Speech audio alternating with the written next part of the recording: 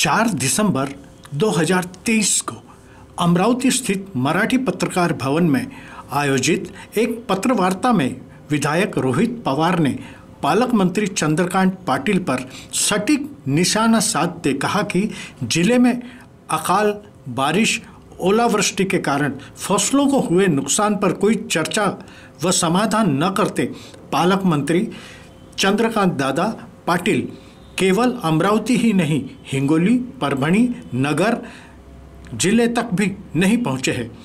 उन्हें जनता व अधिकारियों से कोई लेना देना नहीं है। समाचार संकलन अशोक भाई जोशी। ग्रामीण रुग्णालयामध्ये गेलंच पाहिजे, तिथली आरोग्य व्यवस्था ही बघितलीच पाहिजे। तिथे जावं लागलं, गेल्यानंतर एक्सपायर झालेली औषधं बघितली, महत्त्वाची औषधं जी असायला पाहिजे ती त्या RH मध्ये नव्हती आणि काही दिवसांपूर्वी एक लहान बालक दुर्दैवाने त्या RH मध्ये मृत्युमुखी पडलं होतं आणि अशा परिस्थितीमध्ये तिथे जाऊन तिथे असणाऱ्या डॉक्टरांची चर्चा करत होतो आणि त्यांच्या अडचणीवर तसंच नागरिकांच्या अडचणी समजून घेत होतो। त्यामुळेच उशीर झाला आणि हा उशीर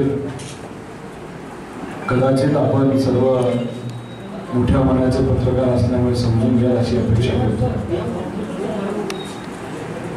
इतर माझ्याबरोबर रोहिताबा आहेत, विकासराव आहेत, राजापूरकर आहेत, देशमुख साहेब आहेत, गणेशराव आहेत, संगीताताई इथं उपस्थित आहेत, तसंच निशांत आणि सर्वच मान्यवर माझ्याबरोबर उपस्थित आहेत।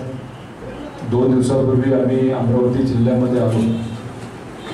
आतापर्यंत 750 किलोमीटरचा प्रवास आम्ही युवा संघर्ष यात्रेच्या माध्यमातून पायी केलेला आहे।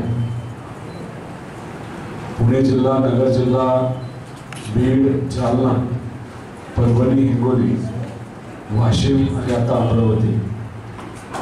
उद्याच्या दिवशी जयंत पाटील साहेबांच्या मार्गदर्शनाखाली आक्रोश मोर्चा हा काढण्यात येणार आहे। त्या दिवशी मी जयंत पाटील साहेबांबरोबर त्या मोर्चामध्ये असणार आहे। 6 तारखेला शेवटचा दिवस आमचा या जिल्ह्यामध्ये युवा संघर्ष यात्रेचा राहणार आहे। त्यानंतर आम्ही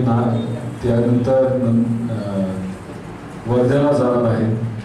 वर्ध्यातून मग पुढं काही तालुके करत नागपूर जिल्ह्यामध्ये गेल्यानंतर 12 डिसेंबर रोजी आदरणीय पवारसाहेब उद्धव ठाकरे साहेबांच्या मार्गदर्शनाखाली आणि काही काँग्रेस नेत्यांच्या मार्गदर्शनाखाली या यात्रेची तुर्तास तरी तिथे पायी यात्रा थांबेल, पण संघर्ष तसाच पुढे जाणार आहे।